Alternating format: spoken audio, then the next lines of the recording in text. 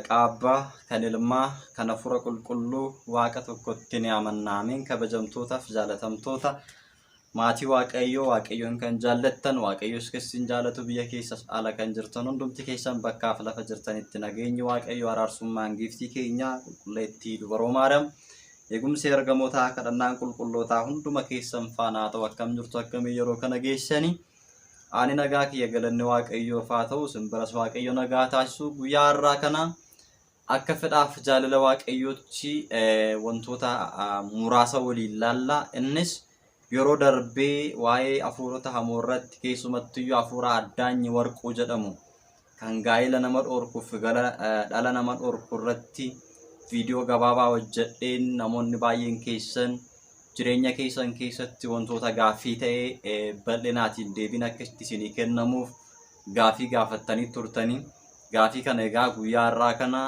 gabaabbinaan kan isiniif deebisu ta'a. Hanga xumura sagantaa kiyyaatti akka hordoftan viidiyoo kana like share gochuudhaaniin akka warreen biroo qaqqabsiistan isiniin jecha kallattiidhumaan gara barnoota keenyatti darbina. Guutumaa guututti egaa yoo laallee hafuurri hamaan jireenya mucaa namaa keessatti yeroo hunda Waaqayyo irraa addaan nama baasuudhaaf gara qilee cubbuu gara si'oolitti nama geessuudhaaf miseensa ofii isaatii nama taasifachuudhaaf jecha yeroo hunda halkanii fi guyyaa hirrafu jechuudha. Nuti foon keenya dadhabaa waan ta'eef ni raafnaa ni boqonnaa of dagannaa. Diinni garuu yeroo hunda nu balleessuudhaaf jireenya keenya jeequudhaaf tasumayyuu rafu boqonnaa hin qabu jechuudha. Akkuma Israa'el kan eegu irrafu jedhee macaafa qulqulluu irratti barreeffame akkasuma immoo kan isa balleessus irrafu jechuudha. Yeroo hunda qorumsatti nu geessuudhaaf Waaqayyo irraa addaan nu baasuudhaaf jireenya keenya keessatti karaa adda addaatiin jeequmsa kaasuudhaaf akka nuti mootummaa Waaqayyoo hin dhaalleef mootummaa Waaqayyoo akka hin galleef jireenya keenya balleessuuf jecha diinni yeroo hundumayyuu hin rafu jechuudha. Kanaaf nutis immoo rafuu hin qabnu. Diina kana injifachuudhaaf maal gochuu qabna? Adeemsa kamiin deemuu qabna? Macaafa qulqulluu akkamittiin fayyadamuu qabna kan jennu sirriitti barachuun sirriitti hubachuun barbaachisaa ta'a waan ta'eef gaafiiwwan keessan isin gaafattan gabaabseen guyyaa har'aa kana siifniif deebisa jechuudha. Obboleettiin keenya maal jettee gaafattee barsiisaa keenya Waaqayyo gooftaan sagalee jireenyaa sinaa dhageessu erga jetteen booddee koomentii irratti akkuma argitan obboleettiin koo heerumtee ji'a 3 qofa turte amma garuu yoo heerumi jenneen nama arrabsiti akkamittiin deebisuu dandeenya gaafii jedhu kaasteetti jechuudha obboleettiin keenya. Egaa yeroo darbe sirriitti yaadattu yoo ta'e gochoolee hafuurri hamaan jireenya mucaa namaa irratti gaggeessan keessumattuu dhimma gaa'elaa irratti namoonni hafuura addaanyi warquu kanaan qabaman keessumattuu dubaroonni babbareedoon bifaatiin seenee qabatee jireenya gaa'elaatti akka galuun barbaanne yoo seenanis immoo yeroodhaaf malee jireenya sana keessatti itti gammadanii akka hin jiraanne darbees tigiliidhaan iyyuu gaa'ela isaanii gaggeeffatanii yoo itti jiraatan ilmoo yookiin mucaa argachuu irratti dhiibbaan akka jiru erga argataniin booddee fayyaa isaa irratti illee dhiibbaan akka jiru sirriitti bal'inaan laalleerra. Hafuurri kun egaa guutumaa guututti jireenya mucaa namaa irratti hin barbaadu hafuura nexilaa wajjin walitti dhiyeenya qaba wal fakkaata jechuudha. Maqaa isaatu adda adda malee hafuurichi tokkuma jechuudha. Kanaaf hafuura nexilaa akkuma yeroowwan darbe torbeewwan darbe keessatti viidiyoowwan darban keessatti ilaaltan jireenya mucaa namaa keessatti abbaa manaa fi haadha manaa gidduutti garaagarummaa uumuudhaan yoo danda'ameef immoo dubara yoo taate abbaa manaa ta'uudhaafiin haadha manaa kiyya jettee qabattii dhiira yoo ta'e immoo ani isaaf haadha manaatiin abbaa manaa kiyya jettee akkaataa kanaatiin gaa'ela akka inni hin gaggeeffanne dhala akka inni arganne Waaqayyo irraa addaan baasuudhaaf gocha adda addaa akka nuti ishiin hojjettu argineerra. Kanaaf namoonni akkasanitti hafuura kanaan kontirool ta'an yookiin immoo to'ataman gaa'ela hin barbaadan. Waa'ee gaa'elaa yoo itti kaastan gonkumayyuu dhimma gaa'elaa irratti iddoo isiniif hin qabaatan yookiin immoo yoo itti kaastanis keessa isaanii kan jiru kophaa isaanii jiraachuu adda isaanii ba'anii taa'uu irraa kan hafe namoonni akka sanaa gonkumayyuu dhimma gaa'elaa yoo isin itti kaastan fedhii akka sanaa hin qaban jechuudha. Kanammoo kan godhu guutumaa guututti jaallatanii miti namoonni suni jaallatanii yookiin immoo beekanii miti. Gaa'ela isaa namni jibbee beekee hin ba'u jechuudha. Kan kana godhu eenyudha? Hafuura hamaadha jechuudha. Hafuura hamaadhaan namni sun erga kontirool ta'eeti yookiin immoo hafuura hamaadhaan erga to'atameetiin booddee namni sun dirqamadha jechuudha. Gara osoo hin jaalatin jireenya akkasii keessa kan inni seenu jechuudha. Kanaaf nama akkanaadhaaf maaltu barbaachisaa? Yoo maal goonedha namni kun gara gaa'ela isaatti deebi'ee gaa'ela isaa gammachuu jiraachuu kan danda'u gaafii jedhuu fi namni akkanaa maal gochuu danda'u sirra jiraata? Gutumaa gututti egaa kana hambisuudhaaf, kana barbadeessuudhaaf, jireenya keenya keessa hafuurri hamaan akka hin galle, gaa'ela keenya keessa hafuurri akka hamaan akka hin galle, fayyaa keenya keessa hafuurri hamaan akka hin galle, jireenya hojii dhuunfaa keenya keessas haa ta'u waan kam keessayyuu hafuurri hamaan akka harka isaan galfanne gochuudhaaf jalqaba laphee qulqulluudha waaqayyotti amanuudha. Inni jalqaba. Erga amanneen booddee immoo amantaan hojii gaarii hin qabne du'aadha jedha waan ta'eef hojii gaarii hojjechuudha. Hojii gaarii nuti hojjennu maayinni hiyyeessa gargaaruu, asraat bakuraatii baasuu, seerota wangeelaa jaan hojjechuu itti fayyadamu. Beeleen turee na nyaachistanii, dheebodheen turee na obaastanii, qullaa koon turee na tuffistanii isa jedhu irraawwan. Sirriitti immoo hafuura hamaa kana balleessuuf barbadeessuudhaaf hundeedhaan jireenya keenya keessaa baasuudhaaf immoo jalqaba irratti kadhannaadha bakka. Kadhannaa barbaachisa jechuudha. Yeroo baay'ee irra deebi'ee isinitti meera kadhannaa barbaachisa. Yeroo baay'ee gaafii gaafattu malee viidiyoo isiniif hojjetame hanga dhumaatti waan hin laalleef deebitanii gaafii gaafattu jechuudha. Ammas irra deebi'ee isinitti himaa osoo hin nuffin hafuura hamaa jireenya keenya keessaa baasuudhaaf dhibbaan dhibbatti kadhannaa, tsoomii, sagada. Hojii gaarii hojjechuu laphee qulqulluudhaan amanuudha jechuudha. Kanaatiin hafuura hamaa jireenya keenya keessaa baasuu dandeenya. Fakkeenya fudhachuu dandeessu wangeela Maatiyos boqonnaa 17 lakkoofsa 21 irratti yoo dubbistan hafuura akka kanaa kana baasuu kan dandeessan tsoomii fi kadhannaadhaan malee hin danda'amu jedhee gooftaan keenya Yesuus Kiristoos jala muree nutti hime. Duukaa bu'oonni 12 hafuurota hamoo abboomuu dadhaban mucaa hafuura hamaadhaan qabame erga gara isaanitti fidaniin booddee mucaa sana ibiddatti kan kaachisu, bowwaatti kan kaachisu, yeroo hunda kan lafarra gangalchu afaansaa keessaatiin dhangala'oon akka yaa'u kan taasisu, kan lafaan isa maru, kan bishaanitti ibiddatti kaachisu hafuura akkanaadhaan mucaan koo qabameera maaloo naaf fayyisaa jedhee gara duuka bu'oota isaatti fidee ture jechuudha namni kun. Gaafa kana isaan hafuura kana abboomuu hin dandeenye. Yeroo sanatti duuka bu'oonni reefu filatamu hafuuraatiin hin cimne. Yeroo sanatti hafuurri qulqulluun isaaniif hin buune. Yeroo sana keessatti kadhannaan, tsoomni, saganni jireenya isaanii keessa hin jiru ture. Reefu filatamanii addunyaa irraatii gara Kiristoositti dhufuu jechuudha. Kanaaf Kiristoos ilaalee gaafa isaan baasuu dadhaban namtichi gara Kiristoositti geesse, gara Waaqayyootti gaafa geessu hafuura sana erga abboomeen booddee duuka bu'oonni maa inni iccitiinsaa hafuura hamaa kana baasuu kan danda'amneef nuti maaliif ati immoo akkamitti siif abboomame nutoo boru akkamittiin abboomuu dandeenya? Har'a bichaa osoo hin taane borus hafuurri hamaan akka kanaa gara keenyatti dhufuu danda'a waan ta'eef abboomuudhaaf maaltu nu barbaachisa jedhanii gaafa isaan gaafatan isin dhaloota dadhaboo nana amma yoomitti ba'aanatti taatu jedheen jechuudha Kiristoos irra deebi'ee isaanii. Amma yoomitti ba'aanatti taatu, amma yoomittiin isa isinitti meen dhageessanii, amma yoomitti isa barattan hojiitti hin jijjiirtan hin hiiktan jedhee amma yoomitti ba'aanatti taatu isin dhaloota dadhaboo nanaa jedhee Kiristoos duuka bu'oota isaa waqqasiira jechuudha. Har'as dadhaboo taane nuti. Osoo nutti himamu osoo dhageenyu dadhaboo taane diinaaf of kenne. Kadhadhaayi, sagadaayi, tsoomayi, jireenya keessan keessatti hojii hafuura qulqulluudhaan gaggeeffama, hojii gaarii hojjedhaa jettee manna amantaa nu barsiisa. Yeroo baay'ee hin baranna garuu hojii ittiin eegnu dadhaboo taane ofii keenya diinni akka nurratti mo'u taasisne jechuudha laala. Kanarraa kan ka'e erga kana dheenii booddee Kiristoos hafuura akka kanaa abboomuu kan dandeessan tsoomiidhaani, kadhannaadhaan malee gonkumaa hin danda'amu jedhee Kiristoos itti meera jechuudha. Wangeela Maatiyos boqonnaa 26 lakkoofsa 41 irraa kaastanii gaafa dubbistan immoo ammayyuu rafaa jirtu hafuura hamaatti akka hin qoramneef qorumsatti akka hin galleef maal godhaa ammayyuu jabaadhaa kadhadhaa jedhee Kiristoos akka isaan kadhatanii hafuura hamaa jalaati qorumsa addunyaa jalaa akka isaan baanii fi akka isaan kadhatanii sirriitti barsiisaa ture jechuudha. Kanaaf hafuura hamaa abboomuu kan dandeenyu kadhannaaf tsoomiidhaan sagadaani jechuudha. Kadhannaa kana immoo akkamittiin gaggeessuu dandeenya? Kadhannaa akkamiis gaggeessuu qabna? Sagada akkamiis sagaduu qabna? Tsoomni keenya immoo akkamitti tsoomamuu qaba kan jedhu sirriitti kan waliin ilaallu ta'a. Waa'ee tsoomaa yoo kaasne tsoomni keenya qulqulluu kan ta'e laphee qulqulluudhaan kan tsoomamu hammeenya qiimii kan of keessaa hin qabne gaabbii galuudhaan tsoomamuutu irra jiraata. Tsoomii akkasii kan tsoomu nurra jiraatu Waaqayyos kan jaalatu hafuura hamaas kan gubu tsooma akkasii.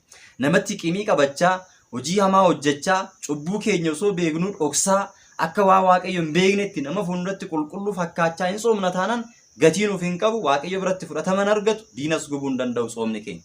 kadhannaan nuti kadhannu immoo kadhannaa qulqulluu ta'e laphee keenyaan qulqulloofnee kadhachuun nurra jiraata. Kadhannaa akkamii kadhachuu qabna? Kadhannaawwan hafuura hamaa ittiin abboomuu dandeenyu hedduutu jira. Isa gara fuulduraatti ni baranna jechuudha. Mataasaa kan danda'e barnoota mataasaa danda'e waan qabu kadhannaawwan jiran keessaa kadhannaan jireenya keenyaaf kadhannu, kadhannaan hafuura hamaa of keessaa ittiin baasuudhaaf kadhannu, kadhannaan namaaf immoo namni fayyina akka argatuuf kadhannu garaagarummaa qaba, mataasaa danda'e qaba. Gosoota kadhannaa sadii jiru. Kadhannaan dhuunfaa, kadhannaan maatiif, kadhannaan gamtaa jira.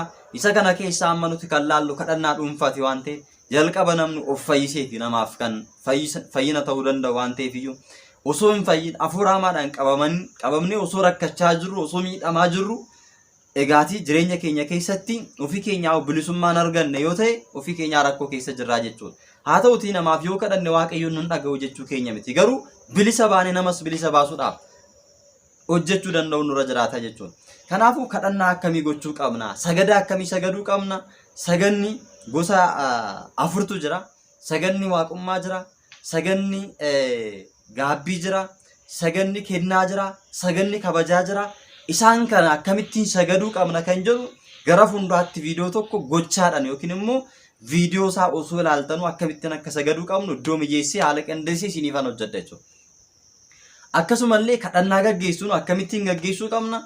Kadhannaawwan akkamii gaggeessuu qabna kan jennu isiniifan viidiyoo isaa isiniin hojjedha jechuudha.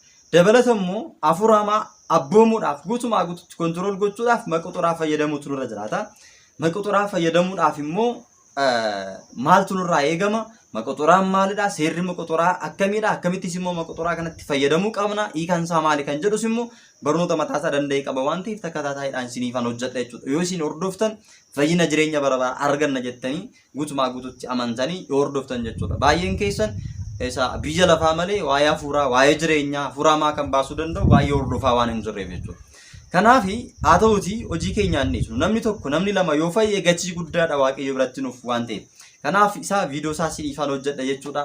Warreen maqoxoraa hin qabne maal goona? Biyya hambaa keessa kan jirtan jiraachuu dandeessu. Maqoxoraa kan hin qabne, bitachuu kan hin dandeenye, akka isiniif dhufuuf argachuu kan hin dandeenye jiraachuu dandeessu. Akkasuma macaafota kadhannaa kan argachuu kan hin dandeenye jiraachuu dandeessu. Isinoo maal gochuu qabdu kan jedhu irrattis furmaata kan ta'uu danda'u qabadheetinan isiniif dhufa waan ta'eef egaatii isa kana yaada keessatti qabattanii hangasitti garuu akkuma jirtanitti bakkuma jirtanitti kadhannaa fi cooma sagada keessan akka itti fuftan jecha yaada kiyya isinii gabaabsa jechuudha.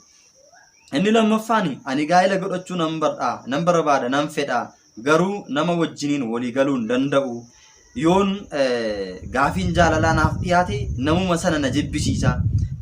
Keessa kootti wanta gaa'ela godhadhu gonkumayyuu natti hin fakkaatu. Kun hojii hafuura hamaa ta'uu danda'a gaafii jedhu kaastee jechuudha obboleettiin keenya. Dhibbaan dhibbatti kun hojii hafuura hamaati. Nama kan nama jibbisiisu, gaa'ela ofii kan nama jibbisiisu, nama gaafii jireenyaa yookiin gaafii gaa'elaa gara fuulduraatti wajjin jireenya bultii ijaarranna jedhee nama gaafatu kan nama jibbisiisu egaa kun guutumaa guututti hojii hafuura hamaati jechuudha. Akkuma jalqaba isinii kaasee hojii hafuura hamaa kanarraa guutumaa guututti egaa bilisa ba'uudhaaf hojiiwwan amma isiniin jedhe kadhannaa cooma sagada wantoota fayyadamuu qabna isiniin barsiise isiniin jedhe kana yoo fayyadamne bilisa ba'uun hin danda'ama waan ta'eef iyyuu isa kanaafis deebiin achi keessatti kan argattu jechuudha obboleettiin keenya. Inni ittaanu obboleettiin keenya kan kaastee duraan dursee nageenya waaqayyo isiniif haa ta'u. Ani gaafiin qaba. Gaafiin koo of na jibbisiisa. Waaqa caala nama na sodaachisa. Waan namni nan jaalanne natti fakkaata. Namaa gadi akkan ta'e natti dhaga'ama. Mee sammuun koo yeroo hunda wanta ta'uu qabu dhiisee wanta hin taane na yaachisa. Mee maal gochuu naaf wayyaa? Baay'ee dhiphadhee yeroo baay'ee fi biyya alaan jira garuu waanan hojjedhee galmaan gahe hin qabu. Biyyaatii hiriyaan qaban ture. Yeroon sagalee isaa dhaga'u sagalee isaa na jibbisiisa. Maali malli koo kan jedhu obboleettiin keenyas yaada fi dhiphina yaada ishii keessa jiru kaastee jirti. Namoonni jireenya keessan keessatti akkaataa kanaan dhiphattan jiraachuu dandeessu. Jireenya keessan keessatti hojjettanii baarkii kan dhabdan, biyya keessanii baatanii jireenya keessan keessatti boqonnaa kan dhabdan, haalli jireenyaa kan isinitti ulfaate baasnitti jiraachuu dandeessu. Kanaafidha Kiristoos ba'aan keessan kan isinitti ulfaate gara kokoottaa ba'aa keessan isinirraan fuudha dadhabbii keessan irraati isinin boqochiisa jedhee kan inni dubbate kanaaf. Kanaafuu falli isaa inni guddaan isuma amma jalqaba dubbannedha. kana mo'achuun kan danda'amu egaa of kan nama jibbisiisu gaa'ela ofii kan nama jibbisiisu waan hojjetan kan nama jalaati bittinneessu jireenya ofii kaayyoon ofii galmaa akka hin geenye kan godhu hojii hafuura hamaarraa kana fi wanti biraa hin jiru.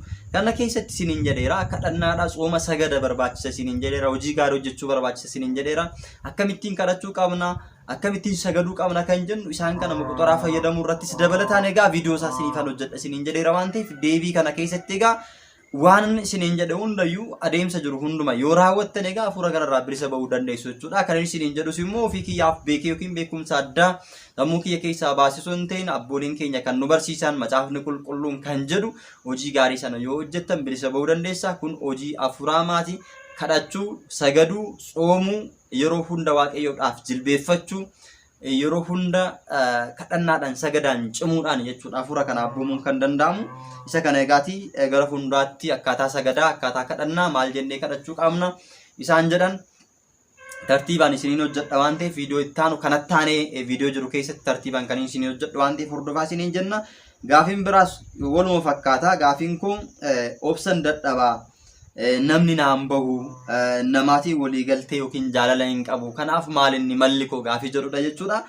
Kanaaf guutumaa guututti egaa kunis hojii hafuuraa maatii kan namaan wal laman jaalachiisne nama jibbisiisu of nama kan jibbisiisu egaati hojiilee hafuuraa hamooti. Hojiileen hafuuraa hamoo akkas godhan immoo hedduutu jiru isaanis gara fuulduraatti bal'inaan kan waliin barannu waan ta'eef iyyuu sirriitti egaati hordofuu danda'u isinirra jiraata. Gaafiin biraa keessi egaati wanta jireenya kiyya keessatti wanta urgaa'aa qabu yookiin foolii urgaa'aa qabu hin jaaladhusi hin dibadhusi garuu akkuma isin amma dubbattan yeroo rafu bakka ciisicha kootti gadi naqabee na ukkaamsa yeroo rafu of sodaachisu ofiin sodaadhaan of sodaachaan rafaa garuu yeroo kamiyyuu kadhannaa koo saddaan kutee hin beeku. Wanta isin dubbattan kun hundumtiyyuu jireenya kiyya keessatti wanta na muudatedha waan ta'eef iyyuu egaati maal gochuun qaba kan jedhu ammas egaati gaafii wal fakkaataadha jireenya keessan keessatti yookiin jireenya namootaa hunduma keessa kan seenee jiru hojii hafuuraa maatii waan ta'eef deebiinsaa kadhannaa gochuu sagada gochuu tsoomuudha. Sagada sana immoo egaa isiniin hojjedha jedheeraa isa hordoftanii itti fayyadamuudha jechuudha. Gaafiin inni biraa gaafii addaa as keessatti ka'edha. Gaafiin kunis qeessonni tokko tokko macaafa ilaaluun waan baay'ee namaaf himu kudhaama fa'aa namaaf hojjetanii mormatti akka namni hidhatu taasisu maqaan kun faasiif hin ta'u jedhanii maqaa kee jijjiirradhu namaan jedhu kun amantaa ortodoksii keessatti eeyyamamaadha sirriidha kan jedhuu fi sirrii miti jechuudha. Inni kunis guutumaa guututti hojii hafuura hamaati. Yeroo darbe waa'ee luboota irratti dubbadheen jira.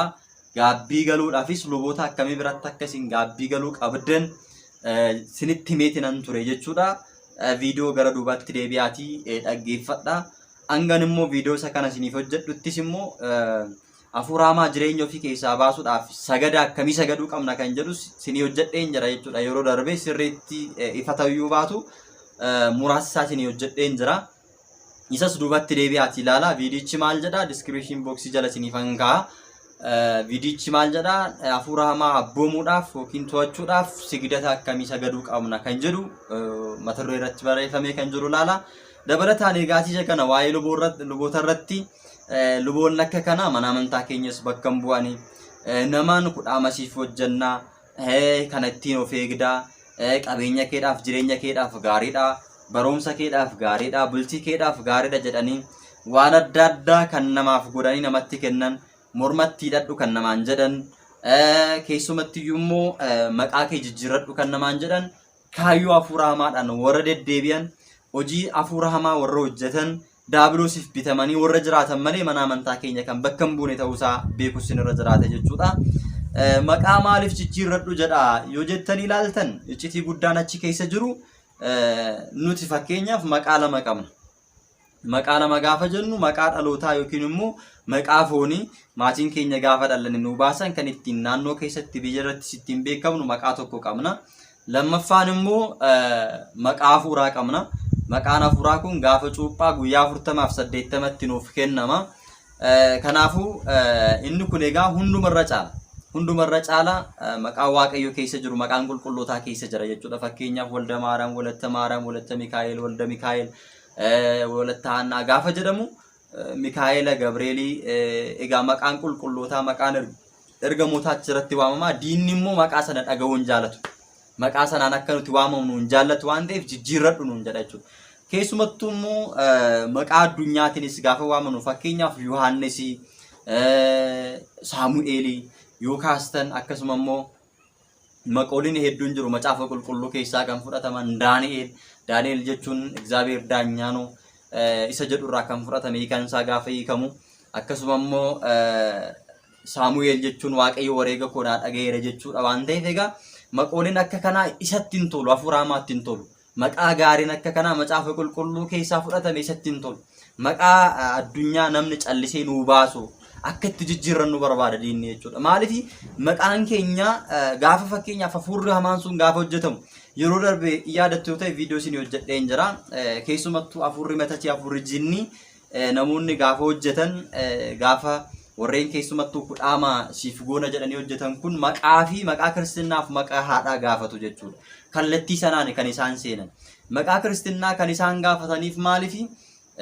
maqaan sun maqaa hunda caaluudha maqaa san irratti hojjetaniiru taanan diinni kallattiidhaan seenaa jireenya keenya keessatti waan ittiin ofii bilisa baasuudhaaf ittiin hojjennu maqaan sun yoo guutumaa guututti hafuurichaan kontirool ta'e dadhabbina keessa keenyatti dhaga'ama maqaa haadhaa immoo kan inni barbaadu karaa haadhaa seene jalqabuma yookiin immoo karaa dubartootaatiin kan seene Hewaaniin seene Hewaan yaada sana fudhattee gorsa Daabiloosiin fudhattee karaa sanaan seenee ijoollee Addaam hundumayyuu waggaa 5,500 guutuu biteera. Ammas diinni maal barbaada? Karaa sanaan seenee karaa abbaan danda'u Addaam yeroo sanatti gooftaa samiif lafaa nagaan siifaa ta'u gaafa jedhuun gooftaan kiyyaa kan samiif lafaa waaqayyoodhaan gooftummaa hin qabu jedhee ofirraa qaanesee deebiseera. Lapheen dhiirotaa ammas kallattii sanaan kan dubartootaa caala jabaataadha waan ta'eef ammas karaa sanaan seenuu waan barbaaduuf maqaa haadhaa fi maqaa kiristaanaa gaafata. Maqaan suni itti cima yoo ta'e immoo maqaa sana akka nuti jijjiirrannu gaafata jechuudha. Kanaafiyyuu warreen akka sanaa duukaa bu'uun qabdanii qeesotadha jettanii mana amantaa hojjetu jettanii tajaajiltootadha jettanii warreen hojii akka sanaa hojjetan warreen bukkeetti hojii mana waaqayyoo hojjechaa waan akkasii hojjetan mana amantaa keenya bakka kan hin buune isaan dhumarratti mootummaa waaqayyoof osoo hin ta'in siyooliidhaaf kan of qopheessan nutis gara siyoolii akka buunu miseensa karaa sanaan Daabiloos keessaanii bulee kan baay'ifatu waan ta'eef kanaafiyyuu waan akkasii fayyadamuun isinirra hin jiraatu of eeggannoo guddaa gochuu qabdu keessumattuu ijoolleen ala jirtan of eeggannoo guddaa gochuu danda'u isinirra jiraatan waa'ee luboota irratti waa'ee gaabbii irratti yeroo darbees dubbadheera sirriitti of eeggannoo taasisaa gara fuulduraatti viidiyoowwan hojjennu keessatti egaa akkamittiin kadhachuu qabna hafuura akka kanaa mo'achuudhaaf Israa'el mo'arta Israa'am jedha Israa'elota irratti yookiin warra waaqayyotti amanan irratti morriin hojjetu jedha yoo maal ta'eedha kan morriin hojjenne guutumaa guututti hin hojjetu jennee jala murree kan dhiyeessinu otoo hin ta'in hojjechuu hin danda'a garuu kan hin hojjechuu hin dandeenye wantootni nuti amma isinii kaase kun kadhannaadhaan soomiidhaan sagadaa yoo cimneedha kan hin hojjenne laphee keenya qulqulluudha waaqayyotti yoo amanne hojii kiristaana irraa barbaachisu hunduma yoo hojjennedha jechuudha hafuurri kun kan duratti hojjechuu hin dandeenye kanaafiyyuu hafuura hamaa mo'achuudhaaf kadhannaa akkamii kadhachuu qabna akkasuma immoo sagada keessaati sagada akkamii sagaduu qabna akkamitti sagaduu qabna maqoxoraan maalinni hiikaan isaa maalinni akkamittis fayyadamuu qabna kan jedhu gara fuulduraatti takkataataayii viidiyoo kanatti aansee isiniifan hojjedha jechuudha isinis isarraa ilaaltanii fayyadamuu akka taataniif abdiin qaba egaatii waaqayyoon hunduma keessan faanaa ta'u waaqayyoon hunduma keenya faanaa ta'u waaqayyoon sinaa eegu hiriyoota keessan bira akka ga'uuf egaa viidiyoo kana sheer gochuudhaan warreen haaraa dhuftan immoo sabiskiraayib gochuun laayik gochuudhaan egaatii tajaajila kanarratti waliin taanee waliin haa tajaajilu walirraa haa barannu sabni keenya dukkana keessa jiru haa ba'u ofii keenya jalqaba of haa fayyisnu egaa waa'ee sabaa qofa miti ofii keenya iyyuu garbummaa kanaan qabamnee jirra taanaan baay'ee rakkoo waan ta'eef bilisummaa nu barbaachisa bilisummaa isin barbaachisa bilisummaan argamuu kan danda'amu wal deeggarree wal bukkee dhaabbannee tajaajila laattamu hundumayyuu ordofnee hojiitti yoo hiikneedha jechuudha bilisa argachuu bilisummaa argachuu kan dandeenyu waan ta'eef kanaafiyyuu jabaadhaa illaafinaa irrafinaa hojjechuun keessan qofti gatiin qabu qarshii hojjechuu keessan qarshii argachuun keessan qofti gatiin qabu qarshiin keessan hin eebbifamne taanaan jireenyi keessan hin eebbifamne taanaan mootummaa waaqayyotti kan isin geessuu danda'u hojii gaariin qabdan taanaan hafuura hamaa jalaa bilisa hin baane taanaan gatiin of hin qabu jechuudha namni jedha macaafni qulqulluun addunyaa kana guutumatti yoo buufate garuu yoo mootummaa waaqayyoo dhabe maal faayidaa isaaf qaba jedhee akkuma dubbatu kanaafiyyuu addunyaa kana guutuu kontirool goonee qabeenya addunyaa kanaas hundumtu kan keenya ta'ee mootummaa waaqayyoo hin galle taanaan gatiin nuuf qabu hin jiru zeeroo baay'isu zeeroo nu jalaa ta'a deebisaa zeeroo ta'a duwwaa ta'a waan ta'eefiyyuu kanaaf jireenya keenya duwwaa akka nu jalaan taaneef jireenya keenya keessatti waaqayyoon akka argamuuf kallattii waaqayyoon jireenya keenya keessatti argamuun itti affeeruu danda'uun nurra jiraata waan ta'eef iyyuu egaa gara fuulduraatti waan bal'aadha akka waliin barannu gaafii gaafachuudhaaf namoonni bilbila barbaadan baay'een keessan jirtu bilbilaatiin yeroo dheeraa karaa keessaatiin keessummeessuudhaaf xiqqoo yeroon hojii faana natti ulfaata. Kanaaf iyyuu gaafii qabdan asuma irratti gaafattanii deebisaa iddoo tokkotti hunda keessaniif walitti qabeesiniif deebisuu nan danda'a. Barreeffamaan gaafadhaan isiniin jedha. waaqayyoon hunduma keessan faana ta'u wasbaata ለእግዚአብሔር ወለወላዲቱ ድንግል ወለመስቀሉ ክብር ይቆየን አሜን።